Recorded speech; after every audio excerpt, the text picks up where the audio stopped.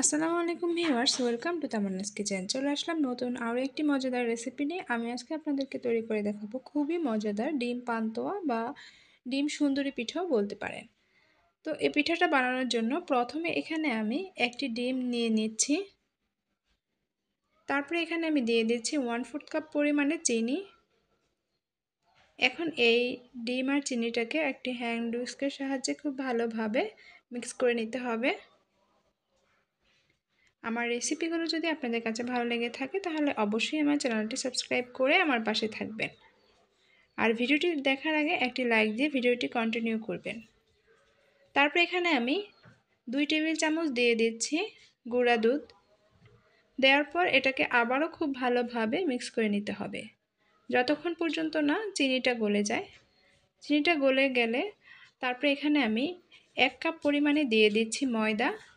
তারপরে এখানে আমি পানি দিয়ে একটি ব্যাটার তৈরি করে নিচ্ছি। আপনারা চাইলে এই কাজটি দুধ দিয়ে করতে পারেন। দুধ দিয়ে করলে পিঠাটা কিন্তু বেশি ভালো হয়। আমি এখানে পানি দিয়েই করছি। তো পানি দিয়ে ব্যাটারটাকে তৈরি করে নিচ্ছি। তারপরে এখানে আমি 1 চিমটি লবণ এড করে দিয়েছি। তারপরে আমি অল্প অল্প করে পানি দিয়ে মিশ্রণটা তৈরি করে নিচ্ছি। আর দেখতেই পাচ্ছেন ঠিক এরকমটাই হয়েছে। এরকমটাই পাতলা করে আমি বানিয়ে নিয়েছি। তারপরে আমি 2 ভাগ করে নিয়েছি। 1 ভাগে আমি একটু ফুড কালার অ্যাড করে দিচ্ছি। আপনারা চাইলে এই কাজটা নাও করতে পারেন, মানে এক কালারও বানাতে পারেন, কিন্তু দেখার সৌন্দর্যের জন্য এই জিনিসটা করেছি। তো এই তো দেখতেই পাচ্ছেন আমি ফুড কালার অ্যাড করে দিয়েছি। তারপরে এখানে আমি একটা বাটিতে 2টো ডিম ফেটিয়ে নিচ্ছি।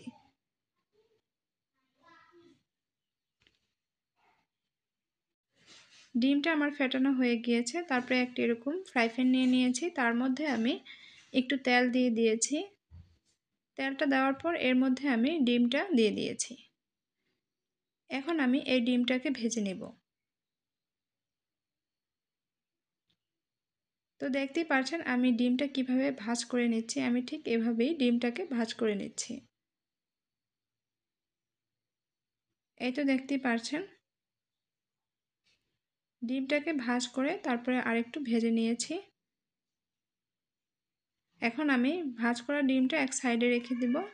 আর এক সাইডে আমি যে ব্যাটারটা তৈরি করে রেখেছিলাম তার থেকে সাদা অংশটা থেকে আমি এখানে দিয়ে দিয়েছি। দেওয়ার পরে আমি অপেক্ষা করব উপরটা যেন হয়ে যায় ততক্ষণ পর্যন্ত। উপরের দিকটা হয়ে গেলে তারপরে এটাকে এভাবে আমি ভাজ করে দেব। তারপর আবারও এটাকে এক সাইড করে নিব।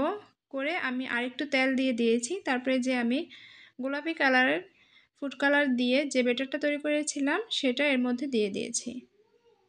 আর খুব বেশি ভারীও না, আবার একদম পাতলাও না, মোটামুটি যে আমরা পাটিসাপটা পিঠা বানাই ঠিক ওরকম করেই দিয়ে দিয়েছি। যখন উপরের দিকটা হয়ে যাবে তখন আবারও এটাকে এভাবে করে ভাঁজ করে নিব। আপনারা দেখেই বুঝে নেবেন যে আমি এটা কিভাবে করছি। এই তো দেখতেই পারছেন আমি এটাকে ভাঁজ করে নিয়েছি। এখন আমি আবারও এটাকে এক সাইড করে রেখে দিব। তারপর আমি আবারও সাদা ব্যাটারটা এর মধ্যে দিয়ে দিব।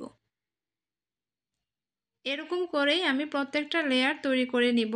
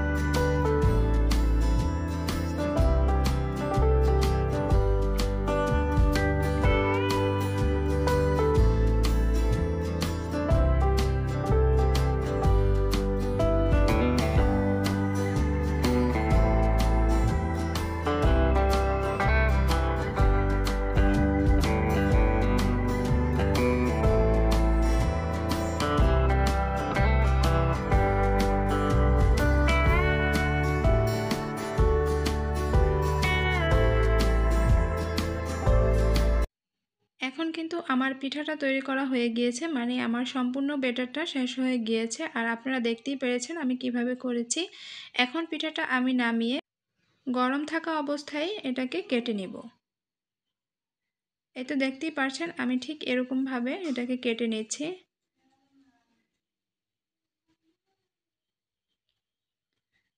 আর কেটে আপনাদেরকে দেখিয়ে দিচ্ছি, দেখুন কতটা সুন্দর হয়েছে। এটা দেখতেও যতটা সুন্দর, খেতেও কিন্তু খুবই মজা।